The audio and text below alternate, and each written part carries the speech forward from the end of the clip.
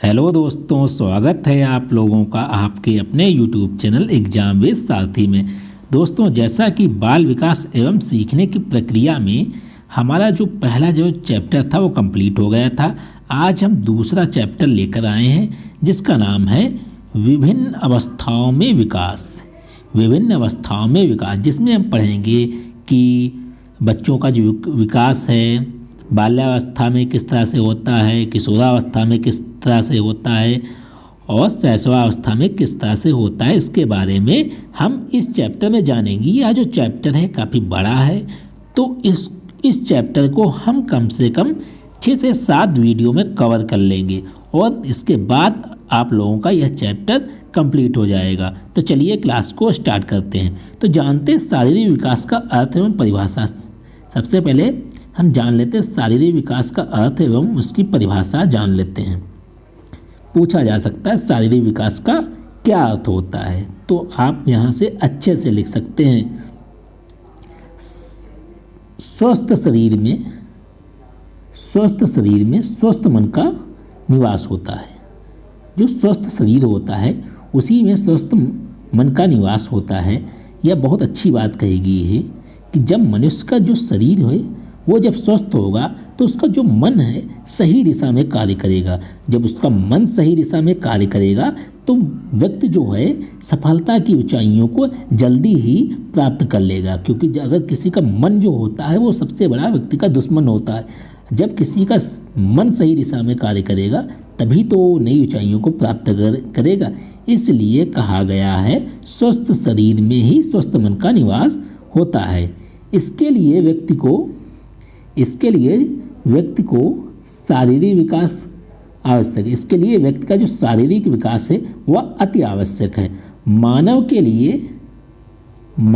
लिए सिर से पैर तक सभी अंगों, इंद्रियों तथा उनकी क्रियाओं से युक्त रचना को मानव शरीर की संज्ञा दी गई। जो मानव का जो शरीर है, सिर से पैर तक जो होता है उसका जो शरीर है, उसमें जो इंद्रियां होती हैं, उसके जो अंग हैं, उनकी युक्त जो रचना है उसी को यहाँ पे शरीर की संज्ञा दी गई। जो मानव ये जो है जैसे बालक है, इसके सिर से पैर तक की जो रचना है इसी रचना को ही बोला गया है शरीर, तथा इन सभी का विकास शारीरिक विकास कहलाता है। इन्हीं का भी जो विकास होता है उसे ही शारीरिक विकास कहा जाता है। अब हम जान लेते हैं शारीरिक विकास की विशेषताएं क्या होती हैं।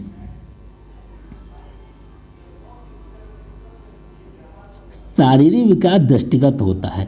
जो शारीरिक विकास होता है दृष्टिगत होता है। दृष्टिगत मतलब जो चीज़ दिखाई दे, और शारीरिक विकास आप लोगों को दिखाई ही देता है। बच्चा जब छोटा होता है, आप लोगों ने अपने आसपास में ऑब्जर्व किया होगा, एक बच्चा हुआ और जब वो पैदा हुआ, जब 1 महीने का हुआ तो उसका जो शारीरिक विकास देखो, और 6 मंथ के बाद उसका शारीरिक विकास देखो।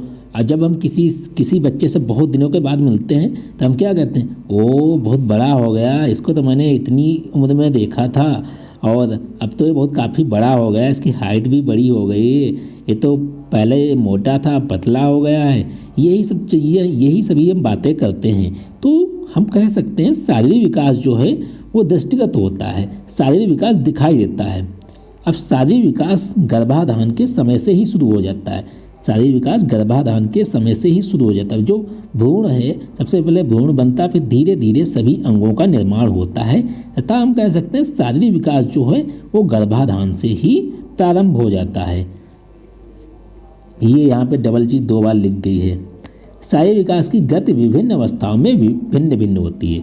शारीरिक विकास की जो गति होती है विभिन्न अवस्थाओं में भिन्न भिन्न होती है। जब आप लोगों ने देखा होगा जब बच्चा पैदा होता है तब उसका विकास देखिए, और अब आप लोग किशोरावस्था में है तो आप लोगों का शारीरिक विकास इतनी तेज़ी से इतना ज़्यादा कुछ बढ़ थोड़ा रहा है। कभी मोटे हो जाते होंगे, कभी पतले हो जाते होंगे, यही चीज़ें हो रही होंगी।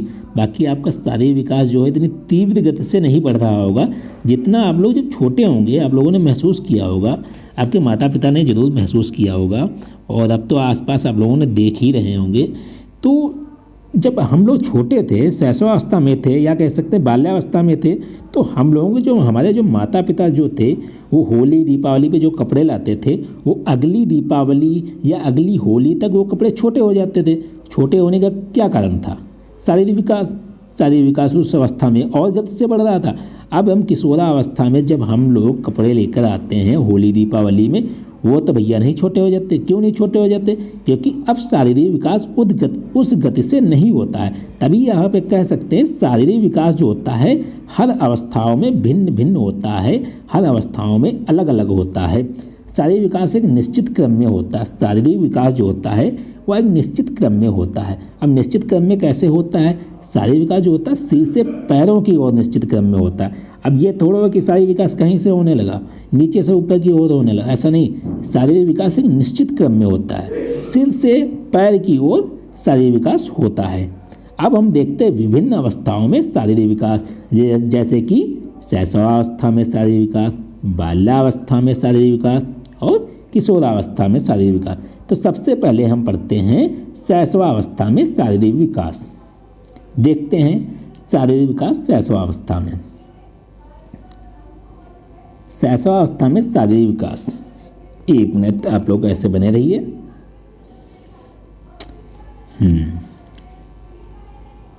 शैशवावस्था में बालक का जो वजन होता है, शैशवावस्था में बालक का वजन जो होता है, तो वजन तथा लंबाई दोनों ही, शैशवावस्था में जो बालक का वजन और लंबाई दोनों ही बालिकाओं से अधिक होता है। किससे अधिक होता है? जो हमारी जो बहनें होती हैं उनसे अधिक होता है। जन्म के समय बालक का जो भार होता है 7.15 पाउंड होता है। कितना होता है? 7.15 पाउंड। 1 पाउंड में कितना होता है? 250 ग्राम शायद होता है 1 पाउंड में। 7.15 पाउंड होता है। जबकि बालिका का जो वजन होता है, जो हमारी जो बहनें होती हैं, इनका वजन कितना होता है? 7.13 पाउंड। अब नवजात शिशु में लगभग कितनी हड्डियां होती हैं? जब बच्चे का जन्म होता है तो उसमें कितनी हड्डियां होती हैं? उसमें 350 हड्डियां होती हैं। कितनी हड्डियां होती हैं? 350। और जन्म के समय जो हड्डियां होती हैं ये सभी बहुत मुलायम होती हैं। जो हड्डियां जो होती हैं बहुत ज़्यादा मुलायम होती हैं। बाद में इनका तेज़ी से विकास होता रहता है। तभी कहते हैं जब बच्चे को जब गोदी में लेते हैं तो बच्चे को बड़ी सावधानी से लेना चाहिए, क्योंकि इनकी जो हड्डियां होती हैं काफ़ी मुलायम होती हैं।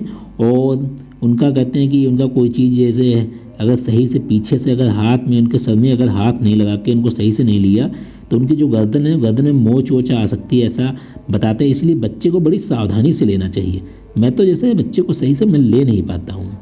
मैं आप लोगों को सीरियसली बता रहा हूँ, जब भी मैं किसी बच्चे को लेता हूँ तो मैं सही से ले नहीं पाता हूँ। और ये चीज़ जो है मुझको मतलब मेरे घर में भी कहा जाता है कि तुम दूसरों के बच्चे ले नहीं पाते हो, जो अपने होंगे तो उनको कैसे लोगे, ऐसे ऐसे कमेंट सुनने को भी मिलते हैं। लेकिन बच्चों को मैं ले नहीं पाता हूँ सही से, कि उसका कारण ये है कि मुझको पता तो है ऐसे लेना चाहिए। अब मेरा क्या हुआ कि मैं उसको बहुत डर डर के लेता हूँ कि उसकी जो गर्दन है उसका विशेष ध्यान दूँ, क्योंकि लोग भी कहते हैं कि बच्चे को बड़े ध्यान से लो, क्योंकि बच्चे की जो गर्दन होती है, अब मैं ठहरा कि मैं थोड़ा भूल जाऊं और कहीं गर्दन से हाथ हटा दूं तो उसकी गर्दन में कुछ दिक्कत हो जाए तो सब कहेंगे कि तुमने सही से नहीं लिया। इसलिए मैं थोड़ा बहुत जो ज़्यादा छोटे बच्चे हैं उनको लिटा के ही खिला लेता हूँ, ऊपर से ऐसे ऐसे हाथ लगा लेता हूँ उनको और ओए ओए ऐसे ऐसे करके मैं उनको खिला लेता हूँ। गोदी में लेके उनको खिलाने से थोड़ा डर लगता है। जब वो चलने लगते हैं तब उनकी जो हड्डियाँ हैं वो थोड़ी मजबूत हो जाती हैं, तब उनको गोदी में लेके खिलाते हुए थोड़ा बहुत अच्छा लगता है। वैसे बच्चे मन के सच्चे, बच्चों को तो खिलाने में अलग ही आनंद आता है। अब हम देखते हैं कि इन जो बच्चों का जो शैशवावस्था में जो बच्चे होते हैं इनका जो आकार प्रकार में किस तरह से विकास होता है इसके बारे में भी हम जान लेते हैं। आकार प्रकार में विकास, बालक का विकास। जन्म के समय जो होते हैं 20 इंच के होते हैं। जो बालक होता है जन्म के समय कितने इंच का? 20 इंच का होता है। 1 वर्ष पूरा होते होते इसमें 7 से 8 इंच इसमें थोड़ा बढ़ जाते हैं। 7 से 8 इंच बढ़ने से मतलब है जब जन्म के समय 20 थे तो 1 वर्ष के बाद ये हो जाते हैं 27 से 28 इंच तक। दूसरे वर्ष ये लगभग हो जाते हैं 33 इंच तक। 6वें वर्ष तक की उम्र तक 40 से 42 इंच तक के हो जाते हैं, अर्थात लगभग 3.5 फीट के हो जाते हैं। ये 6 वर्ष की उम्र तक 3.5 फीट के हो जाते हैं। 3.5 फीट यानी 40 से 42 इंच के ये हो जाते हैं। इनका जो विकास है इतना हो जाता है, इनका जो है शारीरिक विकास जो है इतना हो जाता है लंबाई की हम बात कर रहे हैं। अब हम देखते हैं भार या वजन, कि इनके भार या वजन में क्या परिवर्तन आता है। जन्म के समय बालक का जो वजन होता है 6 से 8 पाउंड होता है, 6 से 8 पाउंड होता है, जैसा कि हम पीछे पढ़ चुके हैं। यानी कि 6 से 8 पाउंड मतलब हो गया भाई 2.5 से 3 किलो, 2.5 से 3 किलो, 2.5 से 3 किलो हो गया। 250 होता है 1 पाउंड में 250 ग्राम होता है, और 250 6 से 8 पाउंड है, इसी हिसाब से 2.5 से 3 किलो हो जाता है। जन्म के समय बालक का वजन जो होता है बालिकाओं के वजन से अधिक होता है, और लगभग 6 माह होते होते वजन जन्म के समय से दोगुना हो जाता है। लगभग 6 माह का जब बच्चा हो जाता है तो उसका जो वजन होता है जन्म से दोगुना हो जाता है। जन्म के समय 2.5 या 3 साल के जो होते हैं और 6 महीने के बाद यही हो जाता है, इनका वजन दोगुना होकर वही समझ लो 2.5 से 3 उधर होते तो इधर 6 किलो के हो जाते हैं। और 1 वर्ष तक की उम्र तक इनका जो वजन होता है 3 गुना हो जाता है। 3 गुना मतलब 8 से 10 किलो इनका वजन हो जाता है। यही है जब 6 वर्ष की अवस्था में इनका जो वजन होता है 15 किलो तक पहुंच जाता है, 15 प्लस पहुंच जाता है इनका वजन। बच्चे का वजन जो है ज़्यादा कम भी नहीं होना चाहिए, ज़्यादा अधिक भी नहीं होना चाहिए, बराबर होना चाहिए, ज़्यादा कम ना ज़्यादा अधिक। अब हम देखते हैं इनका सिर और मस्तिष्क। सिर और मस्तिष्क, जन्म के समय मस्तिष्क का जो वजन होता है 350 ग्राम होता है। जन्म के समय जो शैशवावस्था में जो बालक होता है उसका जो वजन होता है 350 ग्राम होता है। अब मांसपेशियाँ, जन्म के समय बालक की मांसपेशियाँ शरीर के भाग का 23% होती हैं। शरीर का जो भाग होता है, भार होता है, उसका 23% होती हैं। अब हम देखते हैं अस्थियों का विकास। नवजात शिशु की जो हड्डियां होती हैं, जैसे मैंने पहले ही बताया, कोमल और लचीली होती हैं। इनकी संख्या 270, जबकि पीछे 350। यहाँ पे कुछ मिस्टेक है, 350 यहाँ पे कर लीजिए। यहाँ पे आप लोग 270 हटा के 350 कर लीजिए। बालक जैसे जैसे बढ़ता है उसकी जो हड्डियाँ हैं मजबूत होती जाती है, जैसे जैसे उसकी लंबाई बढ़ती है उसकी हड्डियाँ मजबूत होती जाती हैं। अब हम देखते हैं, 1 मिनट, चलिए अब हम देखते हैं कि बाल्यावस्था में शारीरिक विकास किस तरह से होता है, इसके बारे में हम लोग देख लेते हैं। तो बाल्यावस्था में जो शारीरिक विकास है, 1 मिनट, 2 से 12 वर्ष की जो अवस्था है उसको वो जो अवस्था है उसे बाल्यावस्था कहा जाता है। 2 से 12 वर्ष की अवस्था को बाल्यावस्था कहा जाता है। इस अवस्था में जो है बालकों के भार एवं लंबाई दोनों ही वृद्धि होते हैं। भार भी इसका जो होता है वो इंक्रीज होता है और इसकी जो लंबाई होती है वो भी बढ़ती है। प्रायः जो लड़कियों का वजन होता है लड़कों की अपेक्षा तेज गति से बढ़ता है। जब शैशवावस्था का जो समय था उसमें हमने देखा कि जो बालक थे उनका वजन बालिकाओं के वजन से अधिक था, लेकिन बाल्यावस्था में ऐसा नहीं है।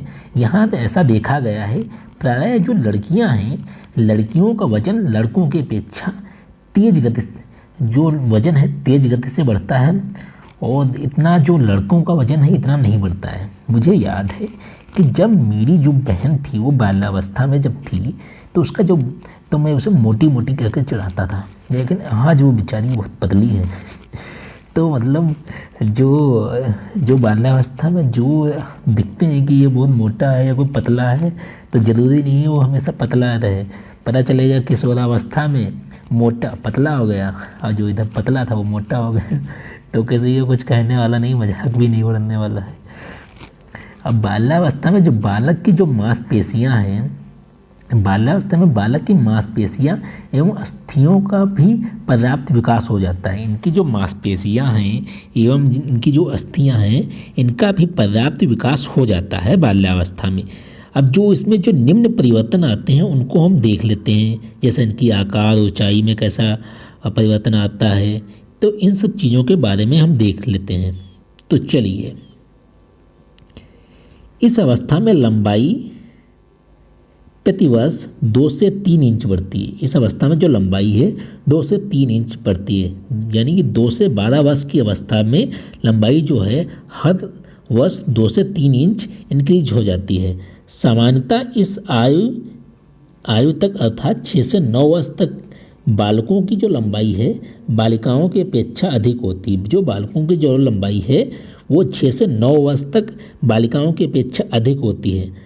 बाल्यावस्था के अंत तक बालिकाएं जो होती हैं बालकों से प्रायः लंबी हो जाती हैं। जो बालिकाएं हैं, जब बाल्यावस्था का जो अंत होता है 9 से 12 वर्ष की जो अवस्था है उसमें जो है बालिकाएं जो होती हैं बालकों की अपेक्षा अत्यधिक बड़ी हो जाती हैं। और इधर 6 से 9 वर्ष तक की अवस्था में बालक बालिकाओं की अपेक्षा ज़्यादा बड़े होते हैं। ज़्यादा इनकी जो हाइट है वो ज़्यादा इंक्रीज हो जाती है लड़कियों की अपेक्षा।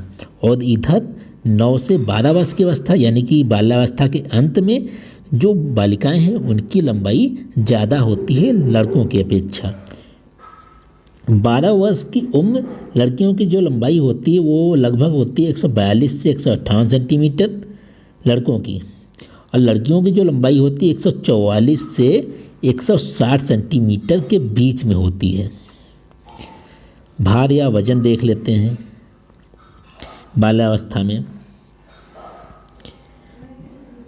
प्रारंभ काल में 6 से 9 वर्ष तक की जो बालिकाएं बालकों से वजन में कम होती हैं। 6 से 9 वर्ष तक जो होती हैं बालिकाएं बालकों से वजन में कम होती हैं, लेकिन 12 वर्ष की उम्र में जो लड़कियों का जो वजन होता है लड़कों से अधिक हो जाता है। 12 वर्ष की उम्र तक जो होता है लड़कियों का जो वजन होता है वो लड़कों से अधिक हो जाता है। 12 वर्ष लड़कों का जो वजन होता है कितना होता है 3048 ये यहाँ पे कुछ गलत लिखा है, 3 पॉइंट होगा, यहाँ पे 30 किलो हो जाता है। और जबकि लड़कियों का जो वजन होता है 30 से 50 किलोग्राम हो जाता है। हम भी सोचे 3048, यहाँ पे थोड़ा मिस्टेक हो गई, इसको ऐसे हटा दे 30 कर लो यहाँ पे। और जो लड़कियों का जो वजन होता है 30.48 है, यहाँ पे 30.48 इतना कर लो 30.48। और जो लड़कियों का जो वजन होता है 12 वर्ष यानी कि बाल्यावस्था के अंत तक जो लड़कियों का जो वजन होता है वो 30 से 50 किलोग्राम हो जाता है। अब हम देखते हैं सिर एवं मस्तिष्क का अनुपात वयस्क यानी जो मैच्योर हो जाते हैं और यानी जो एडोलसेंस की जो एज में आ जाते हैं, किशोरावस्था वाली एज में वयस्क जिनका पूर्ण विकास हो चुका है उनके अनुपात के अनुसार होने लगता है उनका। और इस अवस्था में जो मस्तिष्क का जो विकास होता है लगभग जो होता है 95% तक, यानी कि पूरा कंप्लीट हो जाता है। अब कंप्लीट नहीं कह सकते लेकिन 95% तक हो जाता है। 5% धीरे धीरे अन्य अवस्थाओं में होता रहता है इनके मस्तिष्क का विकास। अब हम देखते हैं दांत। 12 वर्ष की अवस्था तक पहुँचते जो होते सभी स्थायी दांत आ जाते हैं। 12 वर्ष की अवस्था तक पहुँचते सभी स्थायी दांत आ जाते हैं। लेकिन किसी किसी के ऐसा होता है कि इसमें जैसे किसी किसी के 12 वर्ष के बाद किसी के दूध के दांत 14 वर्ष की उम्र में टूटते हैं। वैसे ज़्यादा जनरली मैंने देखा है, मेरे खुद के शायद में भी ध्यान नहीं आ रहा है इतना, लेकिन मेरे जो दांत थे वो 12 वर्ष तक की अवस्था में जो स्थायी जो दांत होते हैं वो आ गए थे। और बाकी जो 4 दांत होते हैं वो बुद्धि के दांत, ये दांत भी मेरे बहुत जल्दी आ गए थे। मुझे याद है जब मैं कक्षा 8 में था, कक्षा 8 में था या 9th में था, तब मेरे जो दांत थे वो 9th में, वही जब मैं हाई स्कूल 2016 वाला में मैंने हाई स्कूल किया तो उससे पहले मुझे ध्यान है मेरे दूध के दांत आ गए थे। ऐसा बहुत कम लोगों के ज़्यादातर दूध के दांत जो होते हैं वो 30 प्लस उम्र में आते हैं या 25 प्लस उम्र में आते हैं। लेकिन मेरे जो थे दूध के दांत में बोल रहा हूँ, ये जो बुद्धि वाला जो दांत होते हैं ये मेरे बहुत कम उम्र में आ गए थे। तो मैंने कहीं से सुन लिया था कि जिनके ये बुद्धि वाले दांत आ जाते हैं वो बड़े बुद्धिमान होते हैं।